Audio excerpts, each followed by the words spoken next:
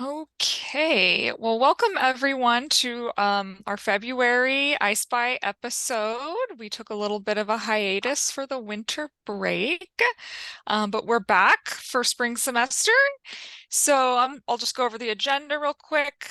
First off, Chris is going to present on some Rapido 101 courses he's created with download from the CO. And then Melissa Duran is going to talk about the I-SPIE website launch. And then third, I will be talking about a couple of new resources we have for responding to the ILL related questions on the ACRL survey. And then we'll have Chris again. He's going to talk about some really great enhancements that we have. Um, as of February, there's a lot of resource sharing enhancements, so he'll be talking about some updates there. And then we'll finish with a fun game of Valentine's Day Jeopardy. So first off, we have Chris Lee. Hi, everyone. Um, Let me share my screen. All right, so as Natalia said, I have been working on since mid-December on Rapido 101. The Chancellor's Office has a system-wide Canvas instance where we can make courses that can be taken by anyone at any CSU. And so Christina had this good idea of maybe how could we use it? Maybe we can make courses on different topics. So I'm trying that out with Rapido 101 to have as a resource for everyone in the library. All right. So who is the audience for Rapido 101? Short answer is anyone can take it. For librarians, I hope it helps them understand Rapido for instruction and answering patron questions. And different modules are targeted towards different groups, and I would encourage librarians to take module number 1, but the rest of the modules might not interest them too much, but if they just want to learn about what's going on with Rapido, they're welcome to take it all. For resource sharing staff, that's the main audience of kind of the whole thing. Even though many, if not all of you, are already experts in Rapido, you can use this as a reference and to keep things straight from all the different changes that have happened over the last almost 2 years, and explore some advanced configurations you maybe haven't done before. And some of the modules can work well with student assistants. You can, when you get new student assistants, you can just have them watch a video and read the course and take the little quiz at the end and use that as part of the training if you want. You know, lighten your workload on the training if that is something that you want to use it for. All right, so these are the different modules that I have planned. This is subject to change if, you know, I find out that there's some stuff that really needs to be added. There could be another module, or maybe 2 of them can be combined into one module, stuff like that. But this is what it looks like right now. Discovery and requesting, that's all the patron side stuff, how to request an item, how to search for items, how to tell what pods it's going to go to, all that sort of thing. So like I said before, that's the thing that I really think librarians, people who interact with students, will get a lot out of. Then there's the general workflows, which goes over workflows that are shared with both borrowing and lending, stuff like how to print, you know, very, very basic. Then there's the lending workflows, the borrowing workflows, lost item, and then walk-in patron workflows. And then we hit more of the fun one that I think more people in resource sharing staff will be interested in. Module 7, Advanced Roles, will go over the different roles that many people don't have, that in my opinion, you should all have. And at the end of it, there will be a certificate that you can then take to your supervisor and say, hey, the Chancellor's Office recommends that I be given these roles. And Alma, is it all right with you if I get those roles? And then either your systems librarian, or if you contact me and say it's been approved. We can give you those roles. And then with those roles, you can do Module 8, configuration, where you can go through all the different Rapido configurations, and you can see the different options that there are. And you can either leave things as they currently are, or you can make informed decisions on tweaks and changes to get things customized more how you want it at your library. And then analytics, going through all the different analytics reports we have, and also kind of a little bit of a beginning of how to make some analytics reports of your own. And finally, Alma letters, which as something that's so complicated, felt like that's a good end cap, and where you'll go through all the different ways of tweaking your letters, some of the options, on how you can do that, and so you can feel comfortable making customizations that maybe you want that maybe other libraries don't. And if you complete all of them, you'll get a badge in each one. If you get all 10, you can face me for the title of Rapido Champion. So, just like in Pokemon. All right. Reasons to complete the course.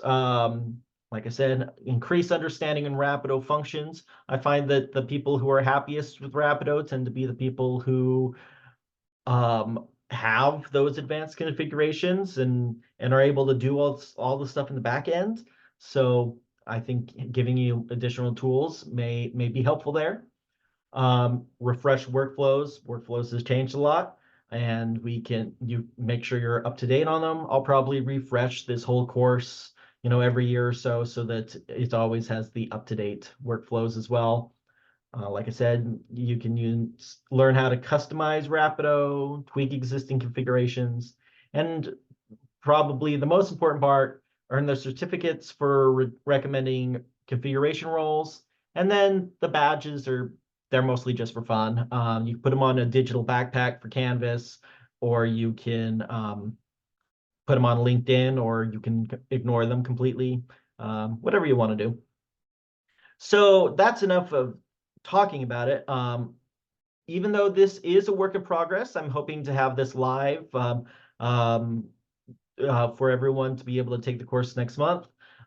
This is what it looks like in the student view when you first log in. It's got links to all the different modules, and you start here, you go through the welcome and introduction. Oh, it's supposed to take you right in. That's something I should tweak. And goes through all the different, this is what the course is. And when you go through different groups, it'll unlock these areas that currently are locked so that you take things in order. And at the very end, after you go through the whole module, there's just a very, very easy quiz at the end. The quiz is not made to be difficult. It's just there, to make sure you actually read it. Or you probably already will know the answers without even reading it. But for your student workers, they'll make sure they read it. And so that's it. Hope it'll be ready for you next month, and hope you get some good use out of it. If there's anything you think should be added to it, that please let me know. Stuff like troubleshooting examples, stuff like that. I'm trying to get everything I can think of, but there's always something you don't think of. So let me know if you have any ideas. All right, so that's what I've been working on in the CO on Rapido 101. Any questions before moving on to the next area? No, just comment that looks like a lot of work, and I think it's going to be really helpful. I'm excited to have our student assistants do it during training. So thank you. Thanks, and the RSFC has been helping with it, going through and being like making sure everything works and that it all makes sense and all that stuff. So it's not just me working on it. It's many hands. Christina. Can people take the quizzes and get the badges if they don't do the course, if they're like, I'm already an expert?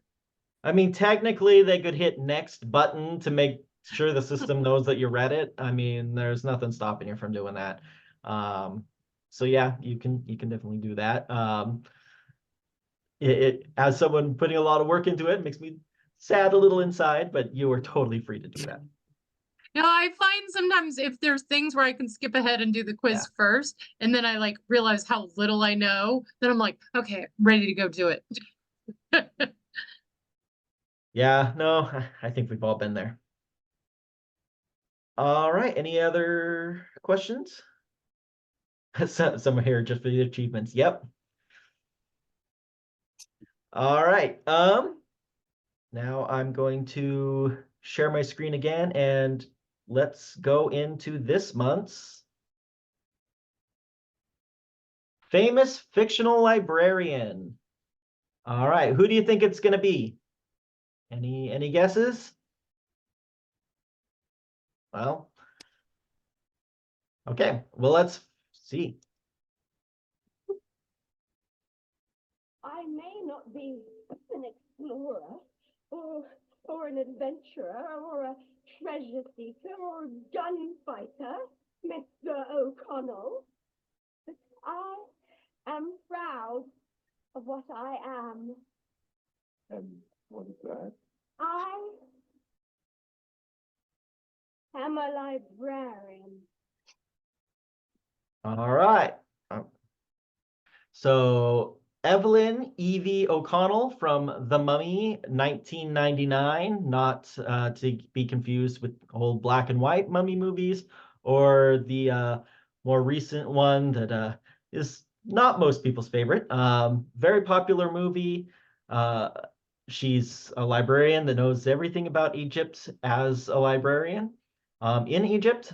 And I know many librarians who quote her when they get their MLIS degree. I know I sent a GIF of that same video I just showed you to everyone in my family when I got my degree.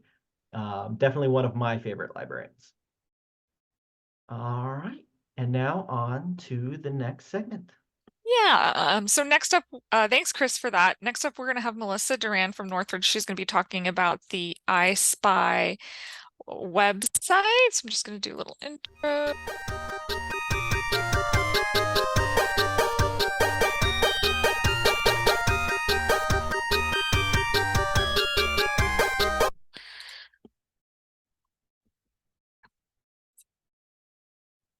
You're muted. Thank you. Hi, everyone. How's everyone today? Nice. Happy late Valentine's Day to everyone.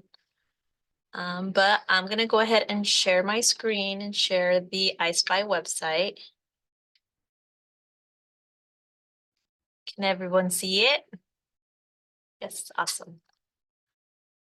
Just let me move this. So, as many of you know, the I-SPIE website has been live for a couple of weeks now. Hopefully you've all been able to take a look and scroll through the different content we have on here. If you go to the homepage, you will see just different posts on here. Click on each of these. You can see the different conferences, committees, and resources. Different conferences that we've had in the past. The most recent one at the Office of the Chancellor. And if you click on each one of these, it'll give you more in-depth information of what happened. We have the different committees listed here, their objectives, those members from past years and most recent years. Click on resources. There's different workflows that links over to the wiki that you can go straight into and review. We have the I-SPIE TV tab in which we will upload episodes of our I-SPIE TV. So these upcoming episodes for these upcoming months will be uploaded on here. So you can always refer to them on our I-SPIE website. We have our analytics tab, which we are working on. So coming soon. And then we have our contacts tab, in which if you're ever looking for somebody, trying to reach out to certain CSU, you can go ahead and look here and see the contact information of a specific person. I know, who was it? Somebody had reached out letting us know that not only ILL staff work with research sharing, there's other staff, maybe access services staff that play a part. So please let us know if there's anybody that needs to be added on here, just to make sure we're able to reach certain people. You can go ahead and just click on this link here and fill out the form. And then that'll get sent to us and we'll go ahead and update them. Also, let us know what you want to see on the website. If there's anything cool going on at your library, anything resource related, if you want to shout out a certain exemplary employee, we can go ahead and do that. Just go ahead and click contact us here. And let us know what it is that you want to see on here. We're here for you, so we want to know what everybody is interested in seeing here on the new website. So please feel free to let us know. But if some of you have not gone through, please take a look. Let us know what you want to see. What's something interesting that you want to post it on here. Let's see what else. Also, I'm not sure we don't have an I-SPIE social media page, but that's something that we can do if you guys want to see that. Let us know if that's something that you want us to start, and we can do that. I think that would be exciting to have a little I-SPIE Instagram or TikTok or something like that.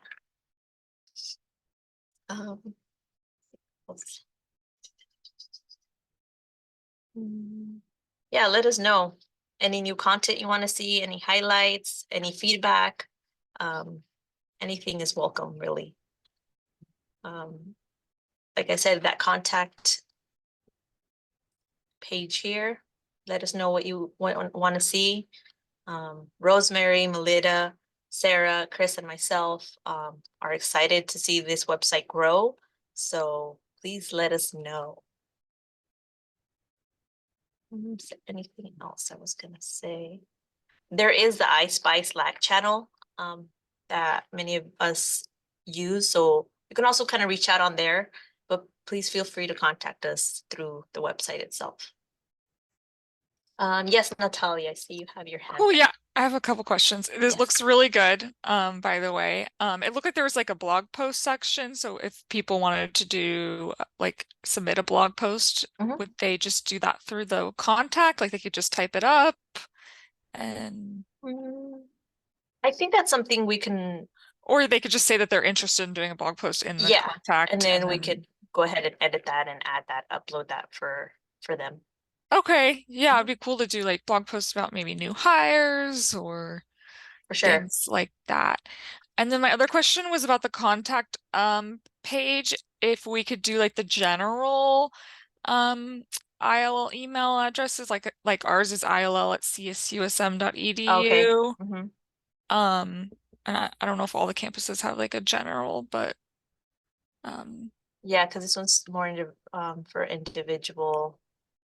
yeah, which is good if you're Right. have a specific lending or borrowing question. No, yeah, that's a great idea. Yeah, we can add that to Okay. each of these. Cool. Thank you. Yeah, we can work on that, of course. Does anyone else have any questions?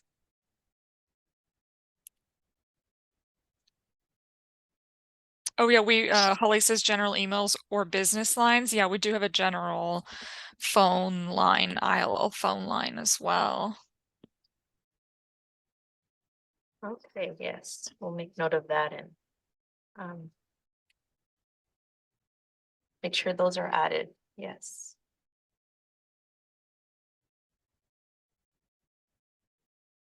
Any other questions?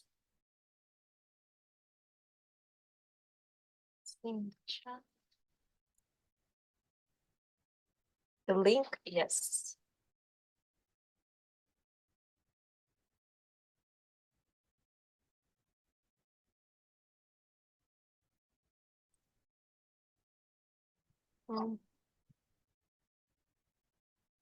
That link work for you, Debbie?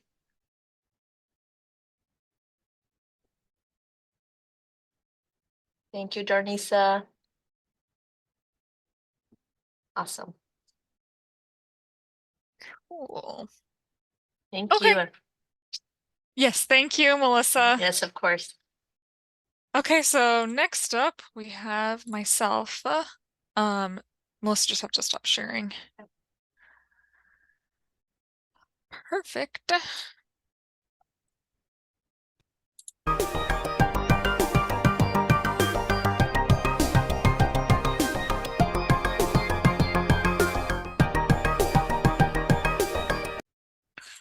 Okie dokie. Fix this a little bit. Okay, so as many of you probably know, the ACRL survey is due this month on February 28th. Last week, the Assessment Analytics Committee did an open forum covering all the questions, not all of them, but a lot of them, and discussing some of the issues around the questions and understanding them. But I'm just going to talk about the interlibrary loan questions and some resources that are available to you in answering those questions. Maybe, you know, there's someone at your library who does a survey and they probably reach out to the ILL department to get the numbers. So we'll just be talking about that. So these are a list of the questions on the ACRL survey that are ILL specific. So just 80 is a super yes or no, number 80 is just a yes or no question answer. Sorry. So we all have interlibrary loan services. And then 81, you can either answer it returnables and non-returnables together if that's the number that you have, or you can separate out returnables and non-returnables, and then in 81C it'll add up the total for you. So number 81 is total interlibrary loans and documents provided to other libraries. So we all know that's referred to as lending. And then 82, total interlibrary loans and documents received. So we know that is borrowing, but it does take, you know, you have to think about it for a second. And then there's so for just like with 81, you could 82 is similar, as you could just, if you only have the total number, returnables and non-returnables and documents received from commercial services, you could just report that number there. But if you do have that data available for separate returnables, non-returnables, and documents received from commercial services, you can input each of those, and then it'll total up for you in 82D. So just some of the resources we have for answering the interlibrary loan related questions on the survey. There's Alma Analytics. Of course, there is the Rapido dashboard, which you can definitely use. But if for 82, the question about commercial suppliers, the dashboard doesn't segregate those requests out. So we created a couple of new reports that'll just make it easier for you. I'm going to talk about that on the next slide.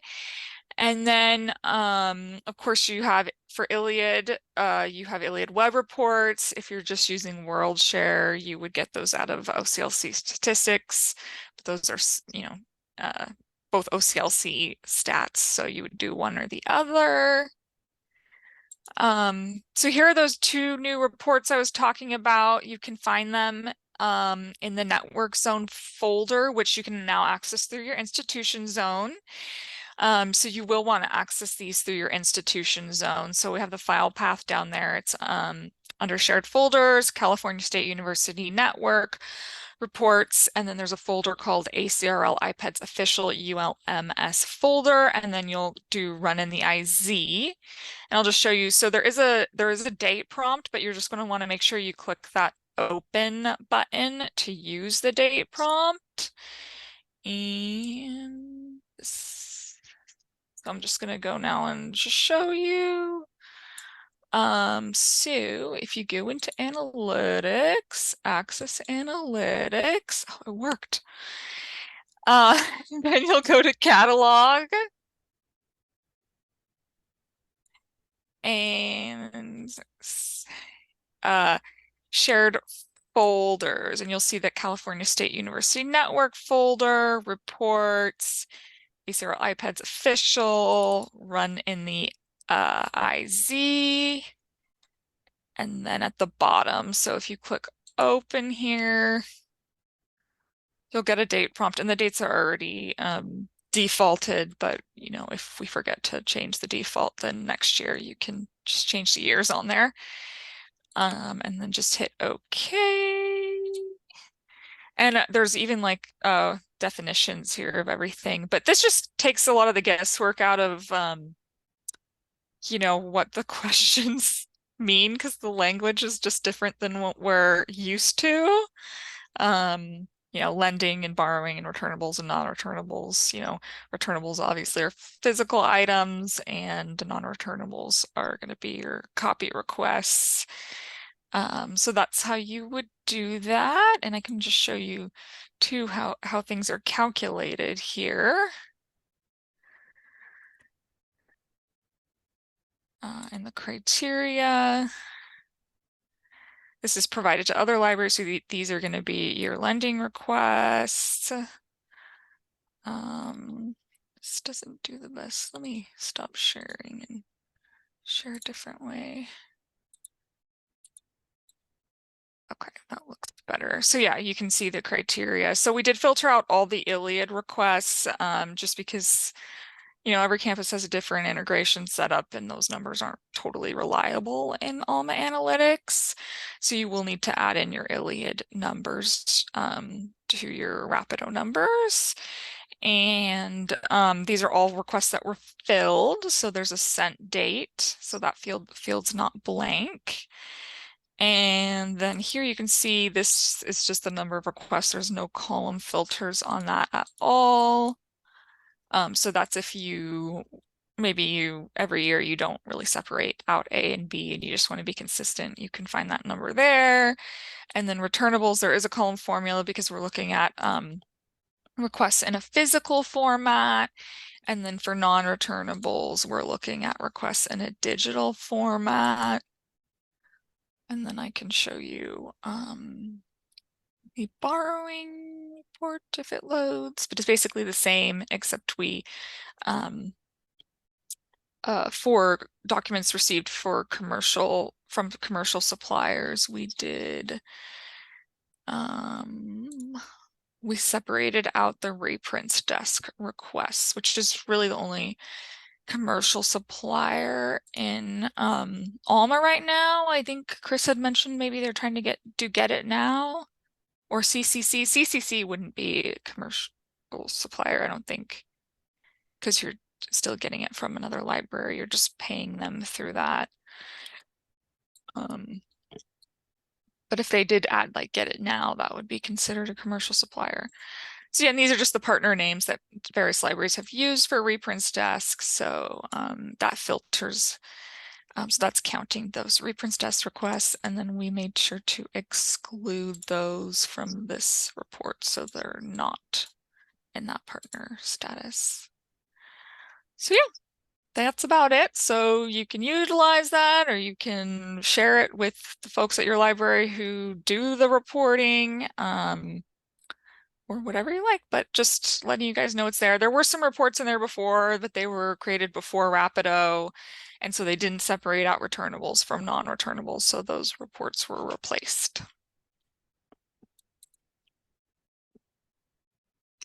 Okay, and then what does Chris say? Oh yeah, and don't delete the network zone folder. somehow it got deleted. But you shouldn't be able to delete it from your institution zone. You'd have to have a network zone login to be able to delete it. You can't edit any of the reports in the network zone from your institution zone. And then Chris says CCC in Rapido is get it now and is a commercial supplier. Okay, And they're working on that, Chris? It's not available yet. It's technically available. No, I don't think Nobody's using it. anyone's using it. A couple libraries kind of tried, but the integration wasn't great. But it's technically available. It has a few more steps than Reprint's Desk, where it doesn't go directly to the patron and stuff. So that's another reason why hasn't really caught on. But it's there. But Okay, yeah, as soon as you know of a campus that's using it, just let us know and we'll update the reports. But obviously, it doesn't need to be updated for another year since ACRL's due at the end of this month. But yes, Christina? So it looks like that from what you showed there, people don't need to do anything to the report. They just have to find the report and get that number, and then they're done. Yeah, exactly. Yeah, from their IZ, yeah. They just can click open and run the date prompt is pretty much it. Can you show how you got there one more time? I'm trying to Of course, yeah. find my thing and I'm not seeing it. Okay, so from Alma, you're going to go to Analytics, Access Analytics, Catalog, and you got your Network Zone folder, California State University Network, ACRL Reports folder, then ACR iPads Official, and then Run in the iZenits at the very bottom. So, and then you'll just hit open to choose the date prompts. Okay, thank you.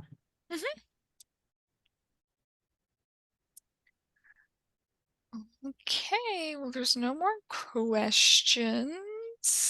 We have, next up, we have this, Chris is gonna be, let's see, share, let's do this.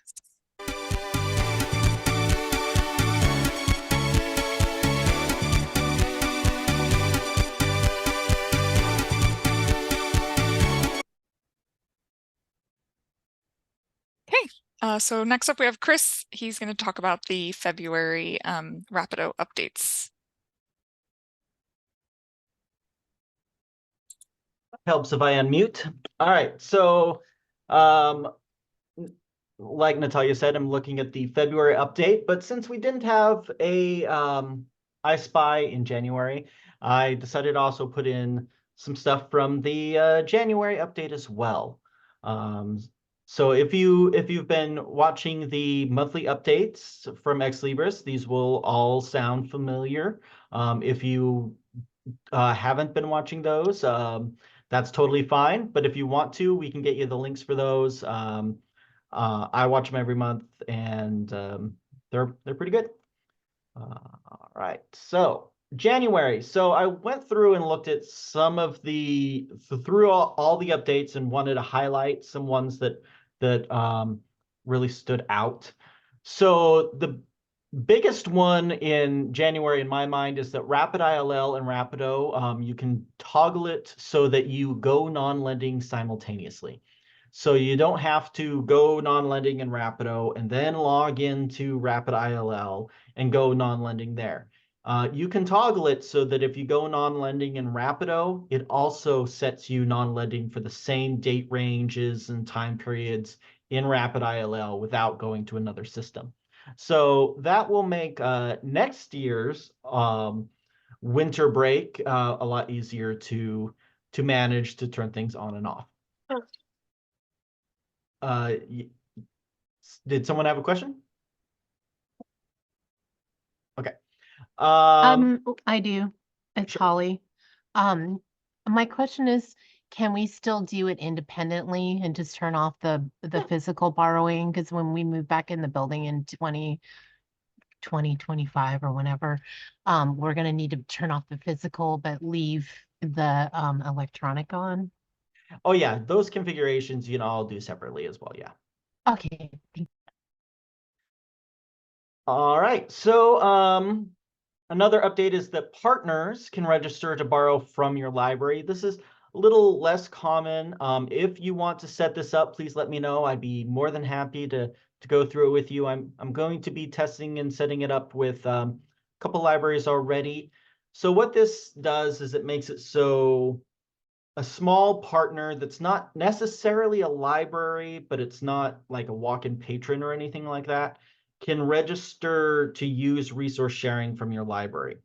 So an example of that is like a Forest Service station in areas like Humboldt and places in the Redwood Forest, or a marine lab or something like that that sometimes might in the past have wanted to get things from your library. They can now register, and you can set them up to be able to request items from your library for you to ship to them. And while it doesn't currently really apply to any of us, there is now a whole bunch of settings to be able to charge libraries in Rapido went live. That's a lot of libraries in Europe were really asking for that. None of the pods any CSU is currently in does any sort of charging.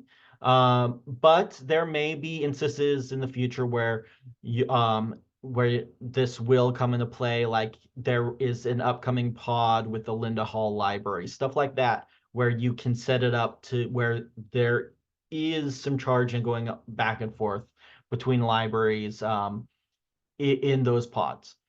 So they're beginning to set up the infrastructure for that. More parts of that infrastructure are going to go live in April with stuff that will help with stuff like generating invoices, stuff like that. All right, so now in February. So one of the big things with February is you can now set conditional terms for articles in lending. So you can say that you have conditions before you scan this and send it. The main use case for this is probably articles that need to be printed and shipped instead of sent digitally. I remember, you know, this happens quite frequently with stuff like that you get from like the British Library and stuff like that. So kind of setting up for those kind of cases. Those will come back as conditional, so it is good to have yours set that flags when an item is marked as conditional, which you should all have already. Those items will go in there. You can now update the pickup location after the request is placed. So if a patron calls to say, hey, I chose to have it picked up at the library, but then I had an emergency and I have to go back to my parents, can it be switched to a different, to the home delivery or something like that? You can change that pickup location. Or if someone says, oh, I accidentally ordered it for the main library, but I go to the satellite campus, can you change it to the satellite campus? You can then change the pickup location to that. So it's good to know that that's there. Notes can now be activated and dismissed. So when you get a note from someone, instead of having it just constantly displaying in the side profile, you can say, oh, that note is done. It can be hidden. Goodbye, which is quite nice. Another thing that is a great update is items sent from a temporary location will now automatically go back to that temporary location on check-in. So let's say you have a new book shelf area and someone requests a brand new book from that area. You send it out on resource sharing and it comes back a few months later and you check it in. It used to be that would then go to where it would go on the main stack shelf. But now it'll go back to the temporary new book location until it is taken from that location the way librarians and staff normally move it from those locations. So that's very handy that items from a temporary location will go back to that when checked back in. Also, another thing that I know a lot of people will be interested in is more patron information can now be pushed to your partners of last resort. There's this little check mark that will help put stuff like at home address and stuff like that when it pushes the request and creates a new patron in those systems. So I haven't been able to do too much testing in that, but that is one of the things listed on it. And I'll be testing that more to make sure it works exactly as we are hoping it works. But that's a good thing to know about. So lastly, I also want to go through a big fix that was put into this last update, but was not actually really mentioned in the notes. But I know this fix happened because the CSU was very involved, as well as the Rapido working group, on getting this fixed. And I did testing with the SUNY system to make sure that it is indeed fixed. So there was a communication error between borrowing and lending libraries, primarily with hybrid pods, on the side of the hybrid pod partner, where they would place a request and it would go to us as the lender, and we would never get that request, and then it would time out on their side before going on to the next library. Big pain. That's fixed. It's in all the tests we've done for it, we have not been able to get it to trigger again, so that's great. It's working as it should. There was also an issue with rejection messages where if we did get the request and then we rejected it, the rejection message wouldn't go back to the other library. That is also fixed.